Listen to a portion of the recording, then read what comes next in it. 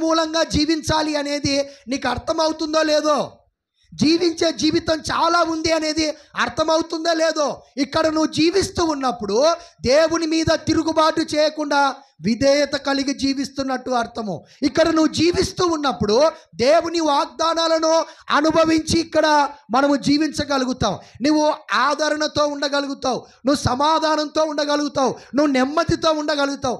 ఏదైతే నీ జీవితమో దానినే జీవించాలా. నీది కాని జీవితాన్ని నువ్వు జీవించకూడదు. నీది కాని స్వభావంతో నువ్వు అనుసరించడానికి అవకాశము లేదు అని దేవుడు చెప్తున్నాడు.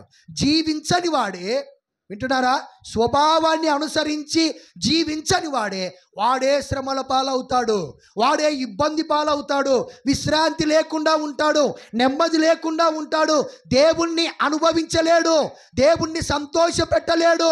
ఇదిగో ఆత్మీయ జీవితంలో ఎదుగుదల ఉండదు, ఆత్మీయ జీవితంలో ఒక ఫలభరితం ఉండదు, దేవుని దగ్గర నుంచి సమాధానం ఉండదు, అసలు ఏమీ పొందుకోలేడు. ఎందుకు పొందుకోలేము ఏమి అనంటే, ప్రేమైన వాళ్ళరా, నువ్వు పొందిన స్వభావం ఒకటి, నువ్వు ప్రవర్తిస్తున్న ప్రవర్తన మరి ఒకటి. నేను అదే చెప్తున్నాను. నీతిమంతుడు విశ్వాస మూలంగా జీవించాలి. కానీ నీతిమంతుడు ఎవరిని అనుసరించి జీవిస్తున్నాడు? అపవాదిని అనుసరించి జీవిస్తున్నాడు.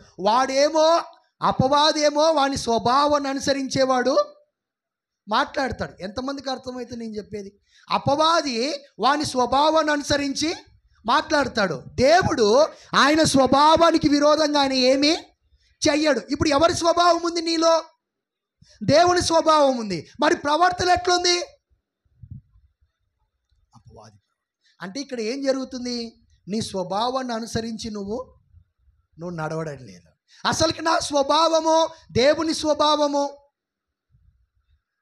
స్వభావంతో నేను నింపబడ్డాను, దేవుని స్వభావంతో నేను ముద్రించబడ్డాను. ఈ పవిత్రమైన స్వభావము నా జీవితం యొక్క గుర్తింపు, ఇది నా స్థితి.